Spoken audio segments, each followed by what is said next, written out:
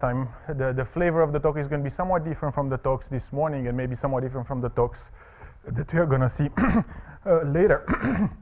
So our goal is to, so you're looking at water wave models, but the models are the same. So you're looking at the simplest water wave model, the usual picture in which one has a fluid under a moving interface, and the fluid is described by the velocity, and there is a pressure, and the moving interface, the interface moves with the fluid according to the standard rules. So what comes into our model, what comes in the model, one has the velocity, one has there are two basic parameters in the model, which are the gravity and the surface tension. So there are several terms in the equations. Let me go to the equations. So of course one has the pressure term in the equation, and then there is the gravity constant G minus that points downward. So that's part of the Euler equation. And then there is also the pressure is initialized as being on the interface, and it's initialized as a certain constant times the curvature of the interface, the mean curvature of the interface.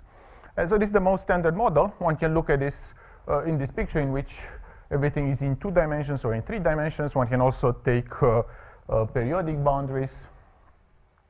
So one can take several related situations.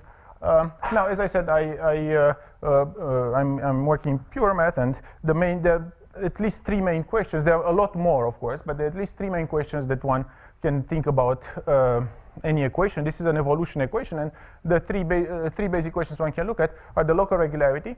This means if we start with a nice initial situation, can we get the solution? Can we get the solution to be smooth, let's say, in a suitable class on a short period of time? Then there is the question of global regularity. This means if we start global regularity and stability. So if one looks at a certain solution that one understands, let's say the simplest solution be a constant solution, and one perturbs a little bit, then is that solution stable? So will one have a global solution that presumably is around the original solution?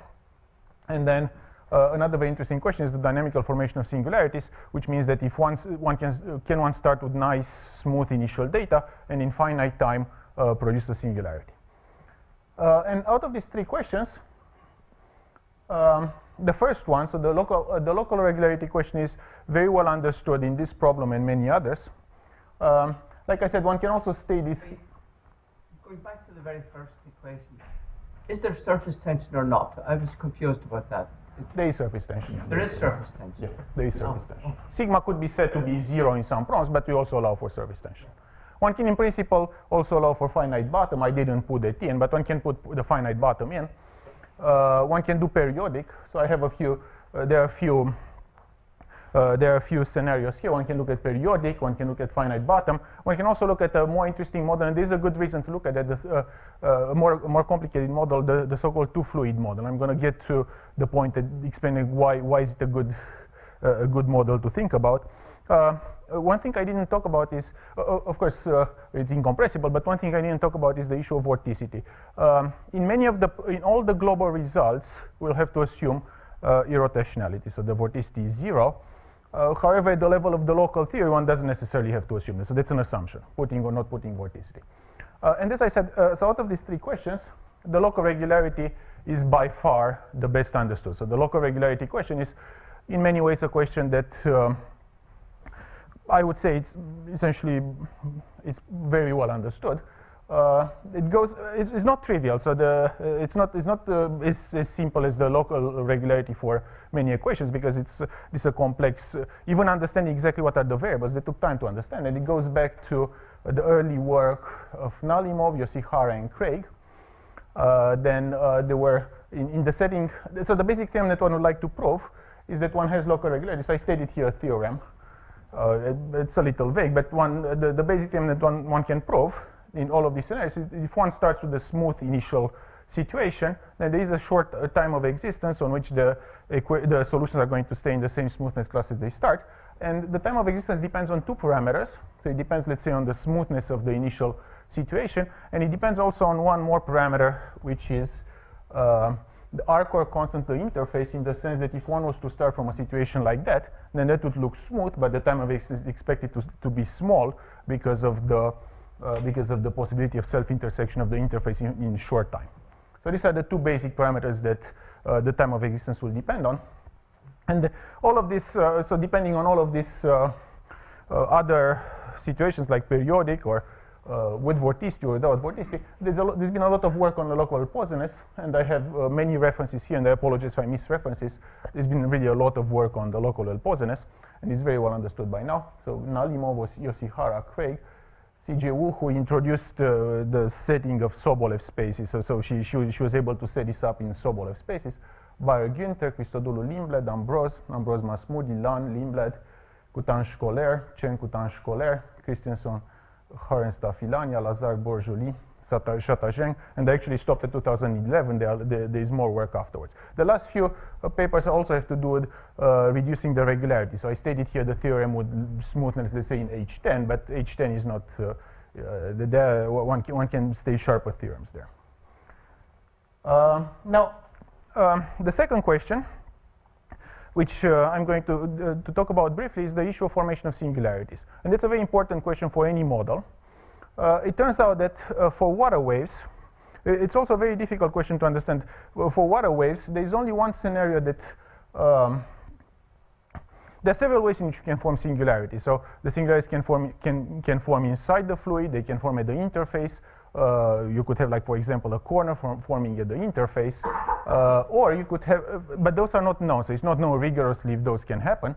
There's one scenario in which the singularities have been proved, and that's a scenario, the so-called spread singularity of Castro, Cordoba, Pfefferman, and Gancedo and Gomez Serrano. And the picture is what I drew here, which is that if one starts with an interface that looks almost self-intersected time t is equal to 0, and if the initial data is set up in a way so as to want to move the interface towards self-intersection, then that actually happens. And so they're able to show that they can control the solution all the way up to the time of the self-intersection, and that will cause, of course, a singularity. This is the so-called spread singularity. Originally, the proof was in the case of 2D water waves with no vorticity, but it turns out that it's a very general scenario that can be made to work in 3D waterways, also can be made to work with vorticity, so there's a more general theorem of Coutan-Scholer of this type. Now, unfortunately, it's the only scenario that's known, and what we showed, and that's where the two-fluid model comes in. What we showed is that this kind of simple scenario in which everything stays smooth, but you create a self-intersection, can happen for waterways in which one has waterways interacting with vacuum. But if one wants to look at two fluids, even waterways interacting with the air or even a very light fluid, then this will break down. It's not possible to have this kind of formation of singularities, because in some sense the fluid in the middle doesn't have time to escape as the two sides would get too close. So that's this type of scenario doesn't work. And well, of course, the more robust scenario that could in principle happen is that one would have a fluid of this type. As the two branches come closer and closer, they also get sharp. They also start forming a corner, and towards the intersection, there would be a corner forming at the same time as the self-intersection. That's a possibility. That's a possible scenario that one could look at, but we don't know how to prove that rigorously.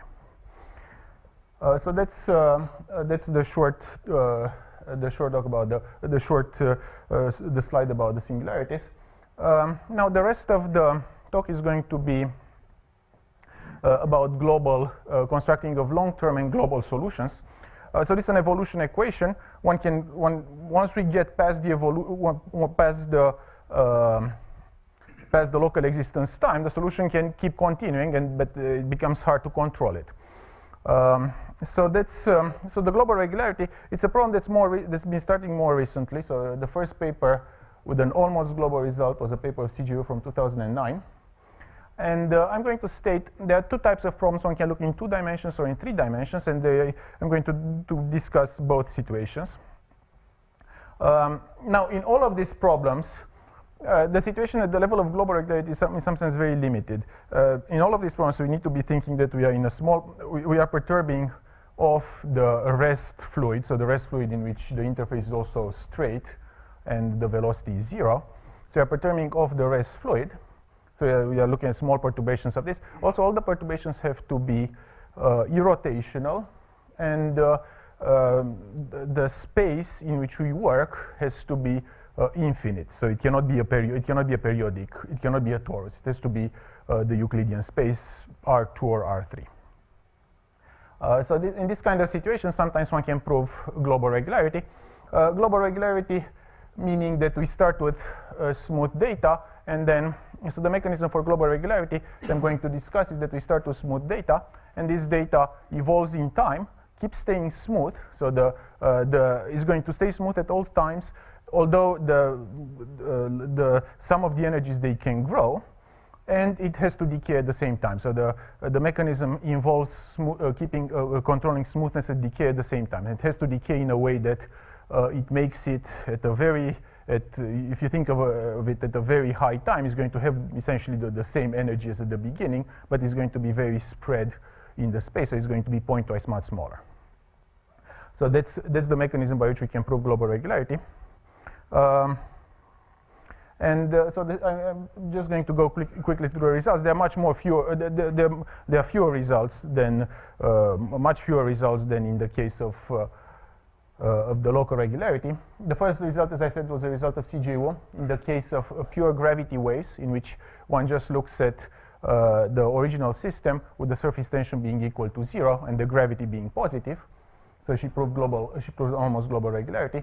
Then the same problem in 3D was looked at by CJU and Germain-Masmoudi-Chata, where they also proved the same result of global regularity for gravity waterway. So gravity means, the terminology is gravity means that the gravity coefficient is positive and the surface tension is 0. Surface tension, so capillary would mean the other way, and gravity capillary is when both coefficients are non-trivial. Then the capillary waves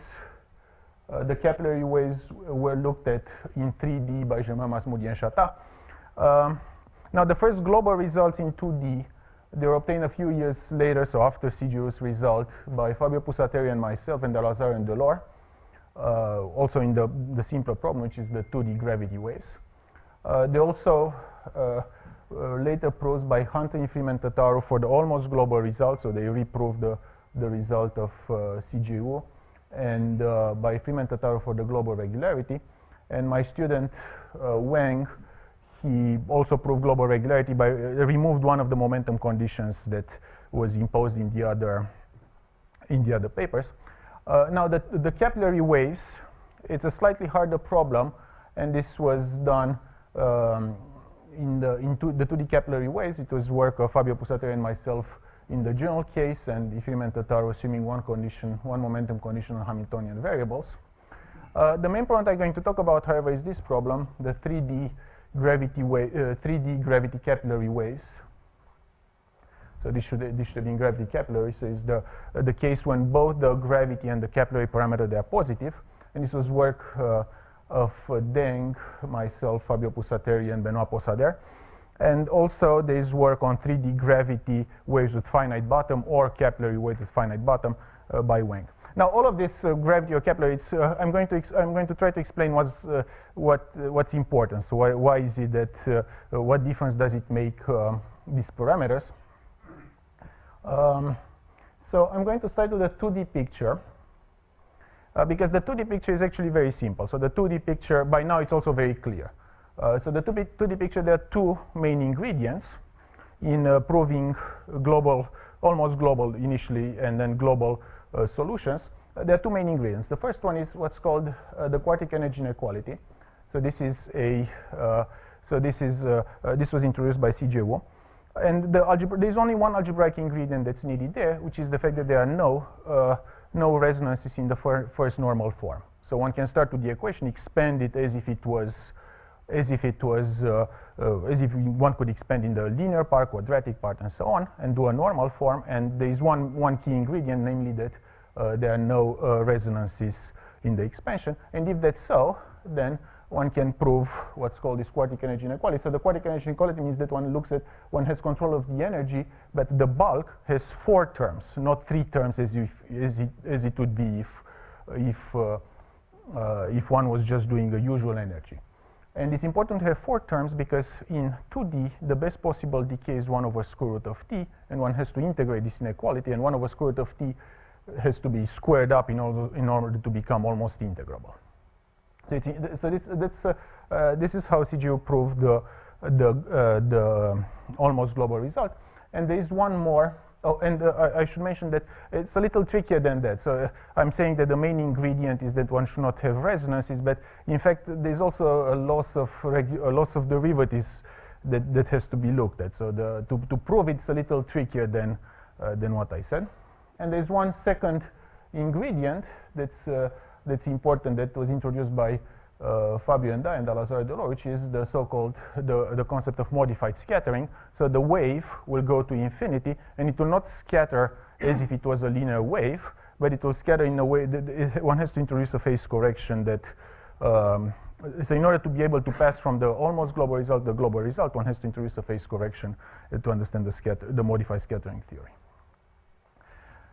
There are several improvements to this idea. So these are the 2 basic ideas that are needed in the 2D papers. There are several improvements. The paradifferential energy estimates of Alexandru and Delors, what we call compatible vector field structures, and the modified energy method of Fanta-Infimentatar, where they reworked this setup in their starting from the almost global theory. Also, if one does this can also be done more generally. So in many problems one cannot hope to prove global solutions, but one can hope to go beyond the local existence time, which would be 1 over the size of the data. And this would be, for example, one can try to go to 1 over the square of the size of the data. And so one can extend the time of existence. And this has been done in some problems. Starting with, so it's been done in the gravity waterways with constant vorticity by Infimentatar, gravity waves with finite bottom, but Harrow, Griffith, Infimentatar. And there's a very recent result, of Berthier and Delors. They're able to do this in some sense infinitely many times and prove an almost global existence result for the gravity capillary waterway system in the periodic setting, but only for almost all data, all values of the parameters. So this is the 2D theory. Now, I thought about putting here. I mean, of course, there's a lot more in the 2D theory. One can do standing waves. This goes back a long time. There's a lot of theory in 2D waterways with standing waves and periodic and almost periodic solutions. So that's a different field. I didn't want to put it in because there are people who know these things a lot better than me here. So I'd rather. I mean, of course, that's kind of a separate, it's a KM kind of theory. What we have here, all of these results go by the method of dispersion. So in order to prove global regularity, one has to show that the solution decays, and decay, of course, means that it cannot be in a periodic setting. So these are the 2D results. Now for the 3D results, also we are in the case where we are irrotational. So in 3D, one can look in a irrotational problem. One has to look at the 2D interface. So the problem becomes a problem in an interface. And here it makes a difference if the gravity parameters, if one of the gravity parameters is 0 or not. That makes a big difference here. Because in the case when one of either the gravity or the surface tension parameter is 0, in that case, one has 1 over t decay on the of the linear solution. 1 over t decay is almost integrable. So having 1 over t decay of the linear solution lets you control the energy just in a, so one can. So this is the original proof of Germain, Masmoudi-Chatin and CGU. They were able to control the energy of the solution growing slowly and at the same time prove 1 over t decay. So one can close the argument by allowing slowly growing energies. Now, there is one more factor that I want to bring in before There's one more component of that I want to bring in before I state the main theorem I'm going to talk about, which is that if one is looking, what's called the division problem or the small divisors problem. This has many names and it comes in all sorts of settings. If one is looking to understand a solution of pretty much any equation of this type, dt, I write it in this kind of generic form, in which we look at dt plus I lambda u, so that's a linear part, is equal to some sort of quadratic expression. And if one starts plugging in the first iterate and then the second iterate, the first iterate is very simple, it's e to the it lambda phi, e to the minus it lambda phi. The second iterate is going to lead to this integral. This is an exact formula. So the quadratic part of the solution leads to this integral. And this integral is an integral in eta, but as you can see, there is a denominator that comes in from the time integration. And when the time is very large, if you're aiming for a very long solution, the time is very large, and this numerator, they don't cancel. If the time is small, then the numerator and the denominator, they do cancel. But if the time is very large, they don't cancel for the right variables. They don't cancel. So one has to. What's very important is to understand the contribution of this resonance set. The contribution, the so-called time resonance, is where these faces vanish. The reason for the plus and the minus here is that one can look at interactions of u or u, u and u, or u and u bar, so it could be more complicated. In our problem that I'm going to talk about, which is the gravity capillary waves, there are several things that make it quite a bit harder. One of them is that first of all, one doesn't have 1 over t decay. So the decay is strictly less than the integrable decay. It turns out to be t to the minus 5 over 6. And also, for a generic problem, one expects that the set of resonances is a codimension 1 set, because it's an analytic set, but there's nothing about it to make it special. It's going to turn out it's a very general set. There's, however, one key ingredient that we found in this problem that makes it doable, which is what they call a restricted non-degeneracy condition of these resonant hypersurfaces, which is the following: that if we are looking at this set, and if we construct this this Hessian, so we construct this function that depends on c and eta, which is the second derivative of phi, some sort of curvature of the function phi, tested along the vectors dxc phi and d eta phi perp, and those vectors are the vectors that are tangent to the surface. So here we have a surface. It's going to turn out to be a surface in R4, and these are the natural vectors that are tangent to this surface. So you're looking at the Hessian of the function phi along these vectors. Then this does not vanish. So this is an extra condition that depends on the problem. So it's an algebraic condition, and it turns out that in our problem it's verified. So now I can state now the main theorem that I'm going to describe. So we are looking at the irrotational case, and now in the irrotational case, of course, one can say that the velocity v there's a potential such that v is the gradient of that potential, and the theorem is the following: if we are looking at data that's small, we are looking at the gravity capillary problem, and if we are looking at data that's small, starting with data h naught phi naught sufficiently small, then there is a global solution of this system. This is the system that one. This is the so-called Zakharov-Craig-Soulan formulation, and this is the system that one gets in 3D for in the case of irrotational flows. So we have dt h is gh phi, and dt phi is this more complicated expression of h and phi, where this gh phi is the normalized Dirichlet to Neumann map. So one has a global solution of that, and moreover, the solution decays at a rate that's almost the linear rate. It's still it cannot decay as well as 1 over t, but it decays as well as it can, which is t to the minus 5 over 6 plus a little bit more. One very important feature of this system, which I didn't mention it earlier, but it plays an important role here, is the Hamiltonian structure. It's a little bit harder to see. I'm going to explain where this comes in. There's a Hamiltonian, so there's the conserved Hamiltonian for this equation, and the conserved Hamiltonian has this expression that's written gh phi times phi plus h squared. So there's a potential energy and kinetic energy. One can think in terms of phi and h. This energy is positive, So it controls gradient to the 1/2 of phi in L2 and G minus sigma times delta H in L2 squared. So these are the, this is the Hamiltonian. Now it's a little easier as I wanted to explain some of the ideas in the proof.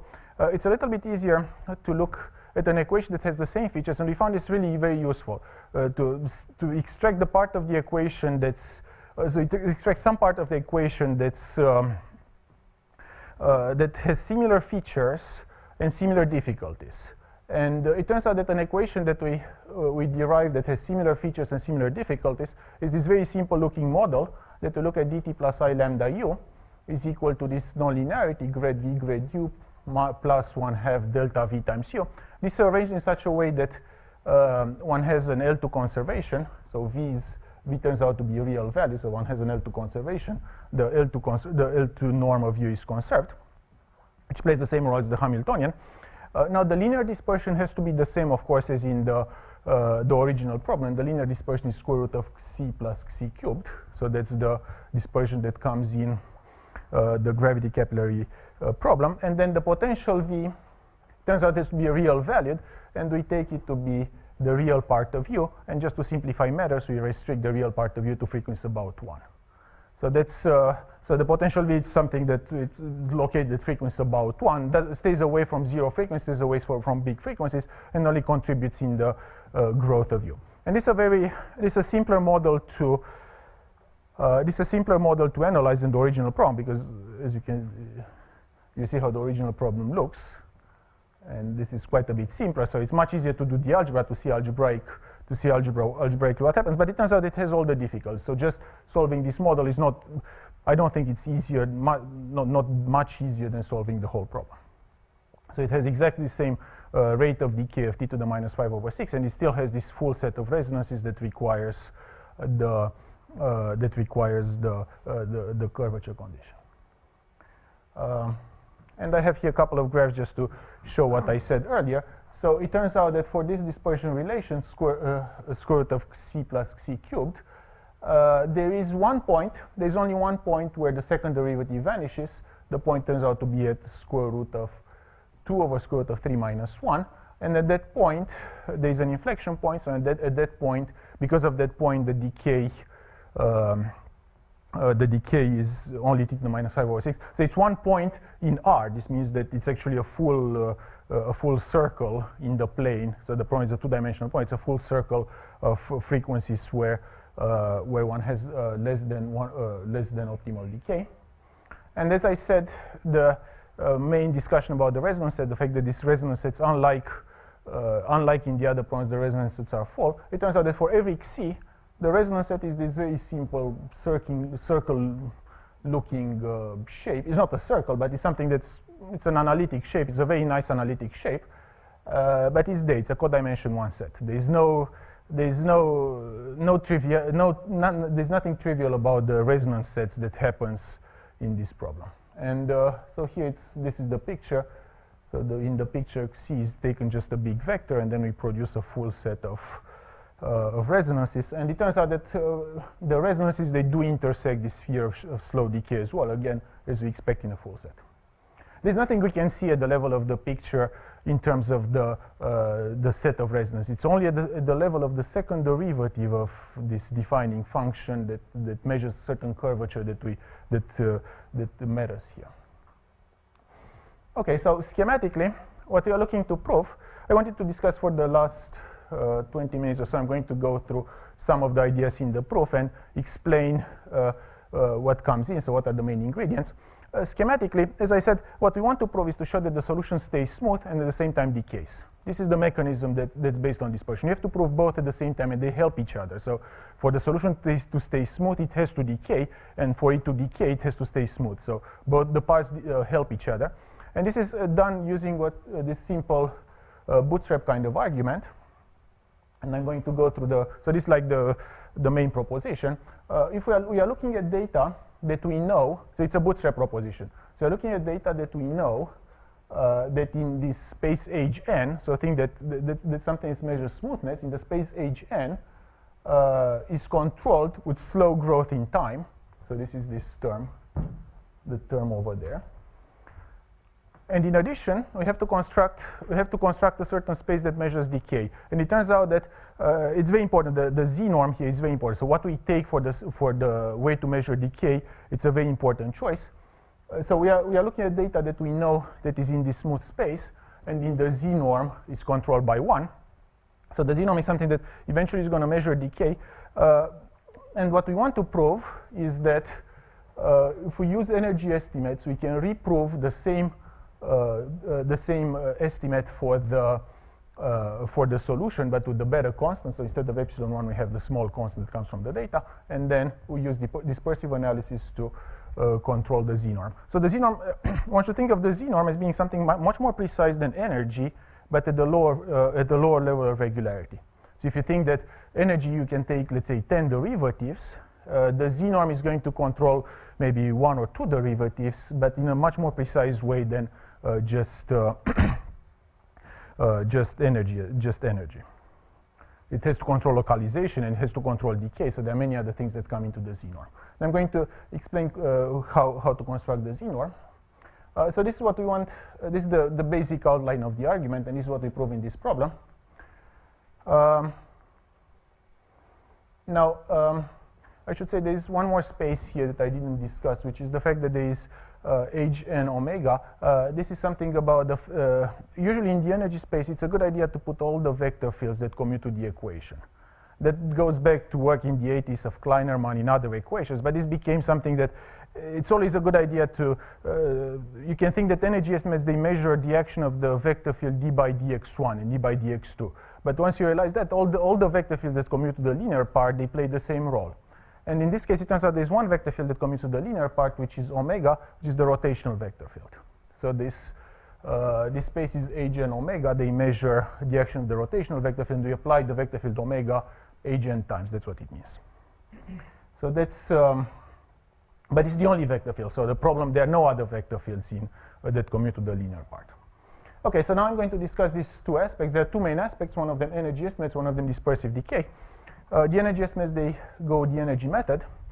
So for the energy method, we start, the energy method is something that in principle one can do on many equations. So we start with the usual energy, and we get control in terms of the energy at time t minus the energy at time 0 is controlled by the bulk term, and the bulk term measures the contribution. It's a cubic contribution, integral from 0 to t and integral of R2 of this type of expression. That's what happens after symmetrizing the equation.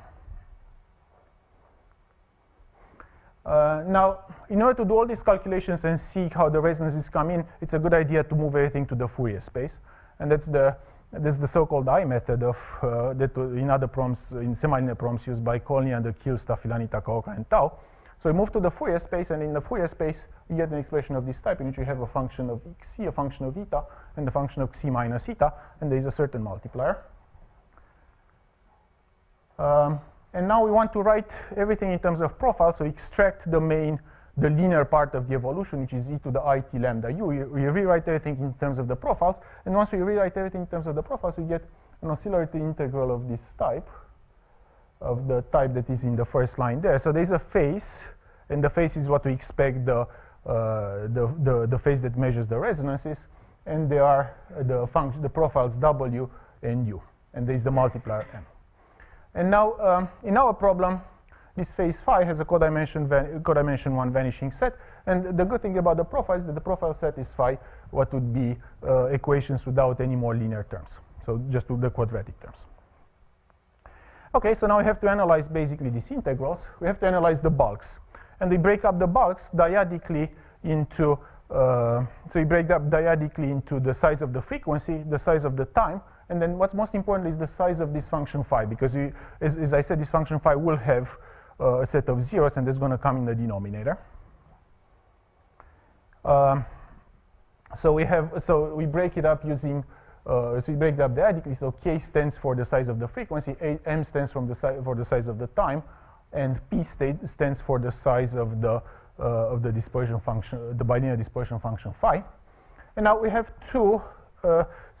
We are looking at this interval, so we have two ways of estimating them. Either we integrate by parts in time, or we don't. And when we integrate by parts in time, in some the idea is it's kind of like a partial normal form. In In some regions, we want to integrate by parts in time. In some other regions, it's not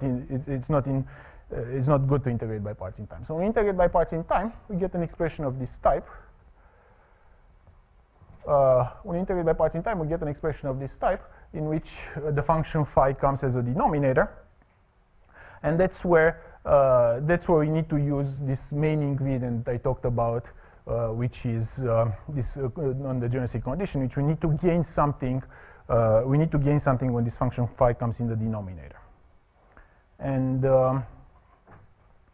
so this is a pure harmonic analysis statement. It's basically, if you are familiar with the harmonic analysis, if you're looking at the Fourier integral operator, then there are bounds that say that the Fourier integral operators, they act well on L2 functions. And they act well on L2 functions when one has a good non-degeneracy condition of the faces. This is the kind of bound that we have here. So you're looking at this operator, Tp, in which you look at e to the I as phi. We cut the function phi at 2 to the p, which is the region in which we are looking, and then we act on an L2 function. And then this operator has a good L2 bound. And the good L2 bound, the critical gain is here, the fact that one has 3 times p minus k over 2. So it's a little technical, but this is basically where we use. So it depends on the fact that one has this non-degeneracy condition on the Hessian of the function phi, and it's the analog. If you want, it's the analog with the usual Fourier integral theory. In the Fourier integral, in order to get optimal L2 bounds, you need to know that the Hessian of the function phi, the full Hessian, is a non-degenerate matrix. That's what usually leads to the best bounds. It turns out that in our case, because of the very thin set that we cut in, we can only integrate by parts in the direction of the surface, and that means that we are basically looking at this Hessian on this vector tangent to the surface, and that's the one that has to be non-zero. So that's the proof is not hard. So the proof of this lemma, it's just a TT star argument. It's not a hard proof.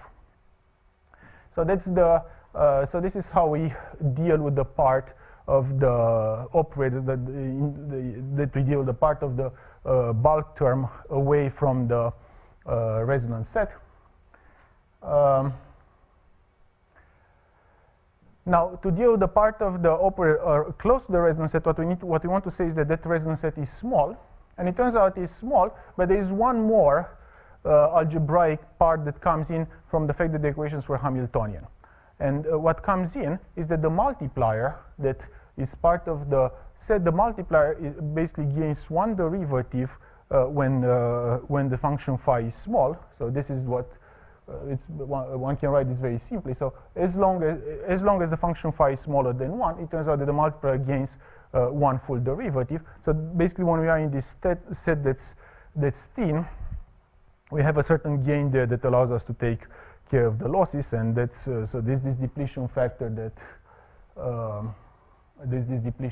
that allows us to deal with that part of the integral. It's important there that the equation looks like that. So in order for this to hold, the equation has to look in such a way that there is an L2 conservation. If it was just if instead of having that nonlinearity, if one just had like nabla u times nabla v, then this wouldn't hold and it wouldn't work. So it would not be a Hamiltonian. It would not have this L2 conservation. And it turns out that we found this in another problem. We found exactly this correlation as well in another problem, plasma model, the so-called Euler-Maxwell system for electrons in 2D.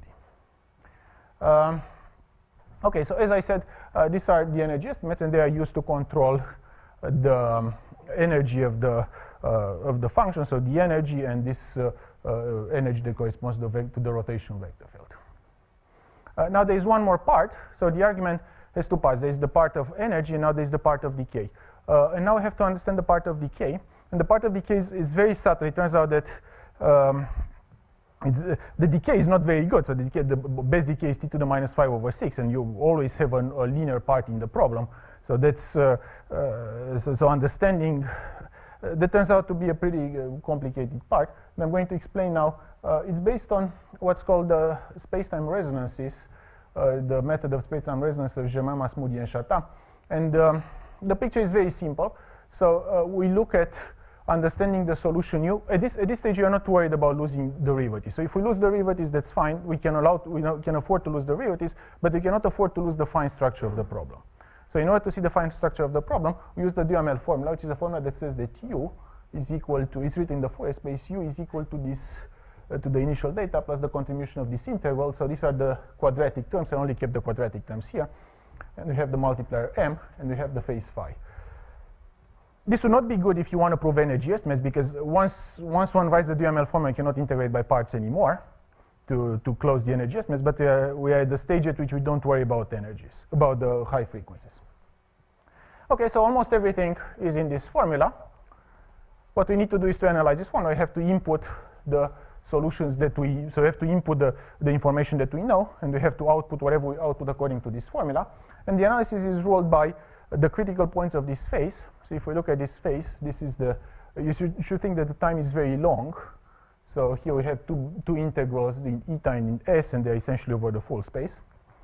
So the critical, so the analysis is ruled by the critical points of this phase, and the critical points are either in time or in frequency. So they are the points where the space-time resonance is where either phi, where both phi and grade eta phi of C is equal to 0. In this case, it turns out that we have a full set of resonances.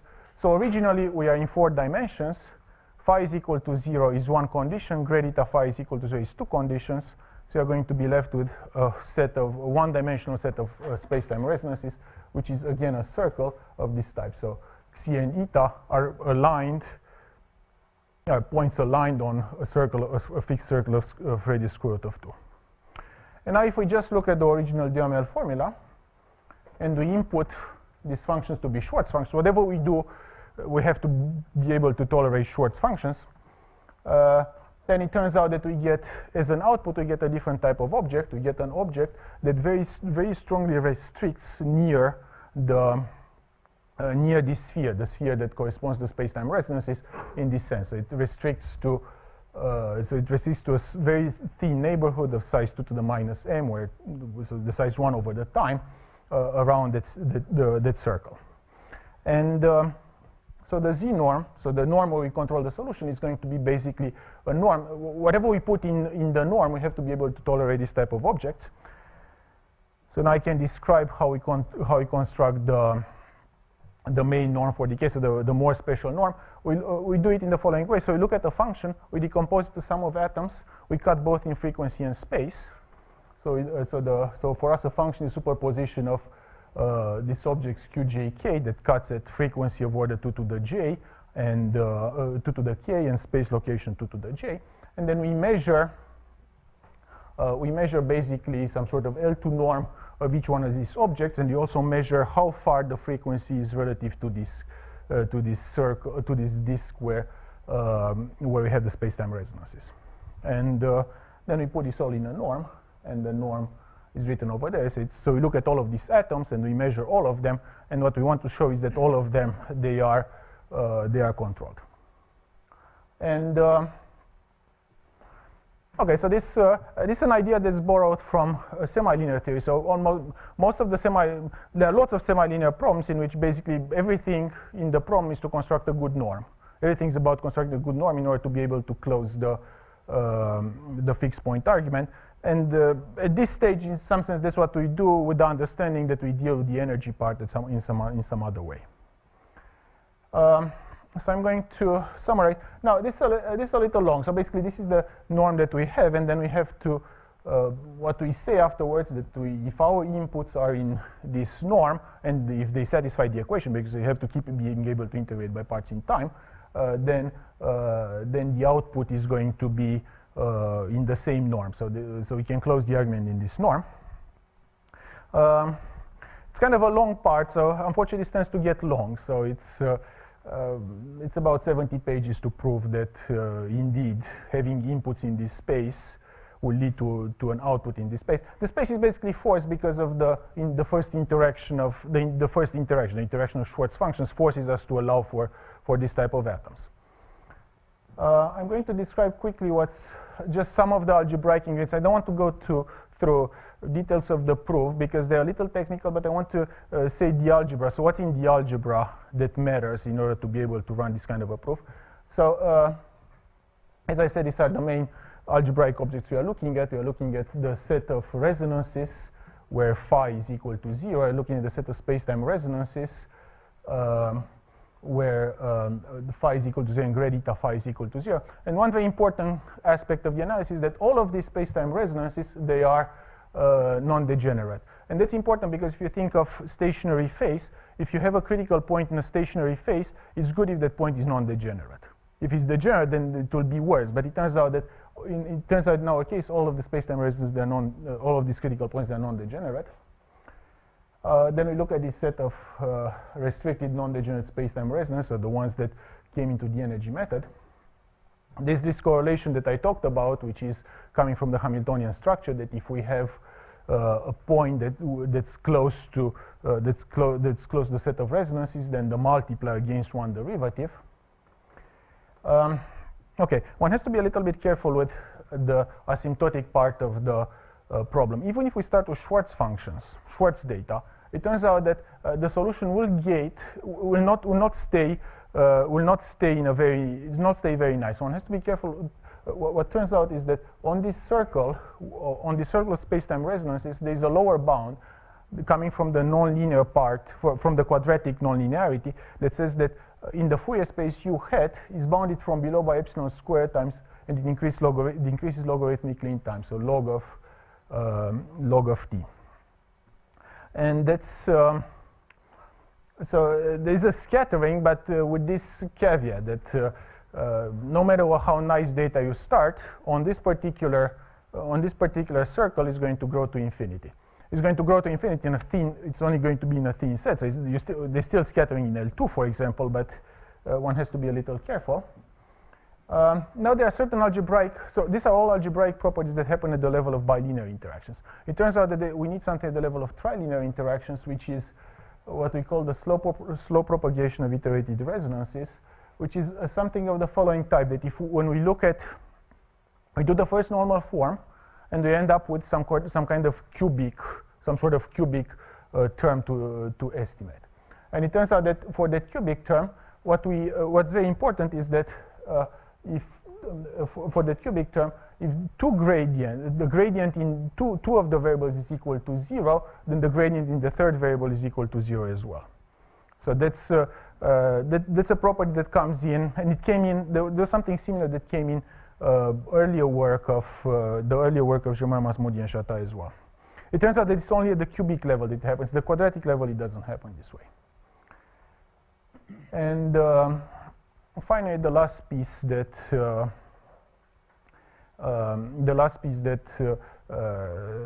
part of the proof is that we have four basic spheres. There are spheres that have to do with the original sphere that was used in the energy estimates, and that has to do with the gamma naught sphere, and then there's the gamma 1 sphere, and the gamma 1 sphere is used in the dispersive analysis. And it turns out what's very important is that these spheres are separated. So all of the numbers are in such a way that these spheres they don't intersect. So we can break down the argument according to where we are relative to these spheres.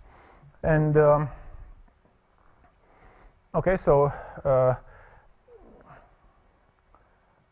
basically, there's one other aspect, which is the fact that the functions are almost radial. It turns out that one has much better estimates in terms of decay if the functions are radial. And so many of the parts that many of the estimates, they depend on the fact that we have good estimates on the functions, and so we do use the fact that we have lots of radial vector fields that we have control of. And one can think of this, like, for example, I wrote here just one inequality, but there are many of this type. So one can think that basically, if we are away from the circle of slow decay, then we do have 1 over t decay only if we only know that the function f has 1 over square root of x decay in space. So there is a certain type. This go by the name of Kleinman-Sobolev inequalities that say that if you know vector fields on the functions, then you get better decay properties than if you just know smoothness on the functions. And so as I said, we eventually run the whole this whole argument in the full problem, but it's simpler to see it. So one can see all of these ingredients are also needed, and one can see all of these issues in this simpler model that I wrote here. So dt plus I lambda u is grad v grad u plus 1/2 delta u times v, delta v times u with this. So one can see all of these issues in this simpler model. And that's basically what I wanted to. Thank you.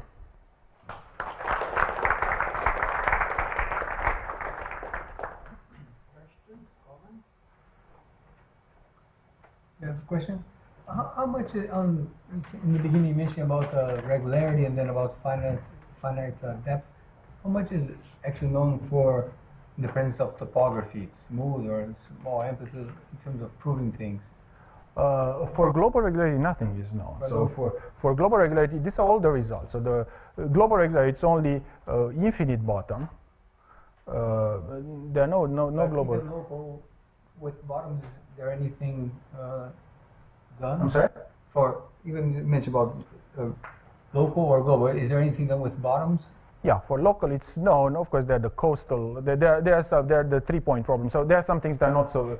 At the level that I'm working on, at the level that I'm working at, it's known that you do have local regularity as expected. If the bottom is a little bit below, then. The bottom has to be small amplitude, or.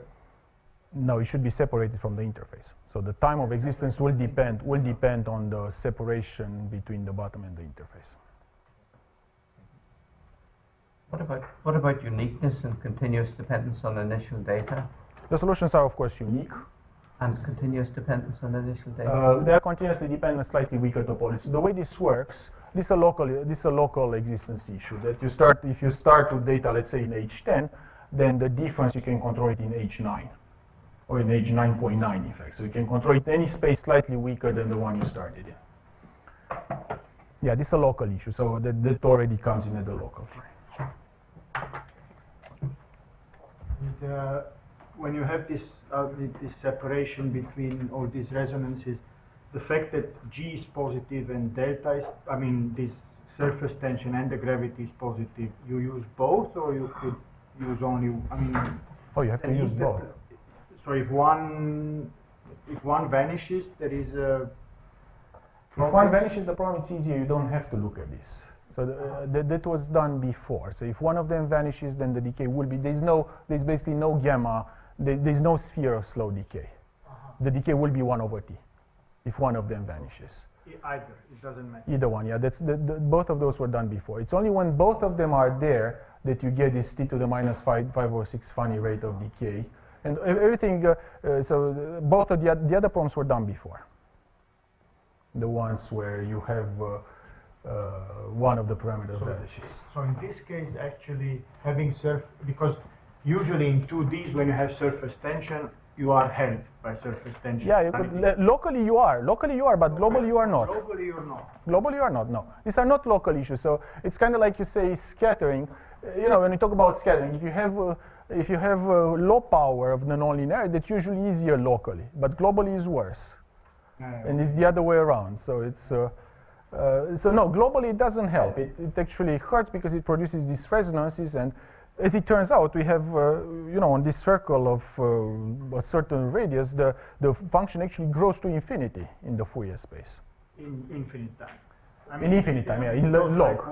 Like like the log. Like yeah.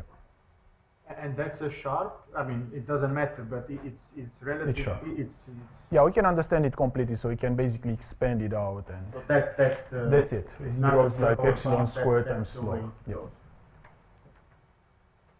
Other questions? Not. Let's thank the speaker.